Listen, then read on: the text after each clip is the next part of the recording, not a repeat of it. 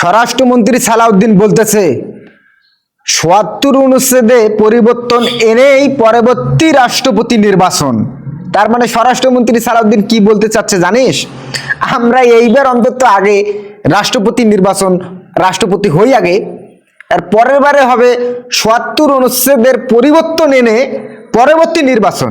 আর এইদিকে নাহিদ বলতেছে প্রধানমন্ত্রী নিজেই রাষ্ট্রপতি নির্বাচিত করেছেন।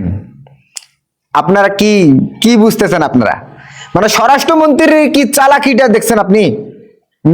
যে এইবার ওরা রাষ্ট্রপতি হবে, মানে এইবার রাষ্ট্রপতি আমরা হই, পরের বারে ৭৭ অনুচ্ছেদ পরিবর্তন করব, মানে এই নির্বাচনটা হওয়ার পরে পরিবর্তন করবে।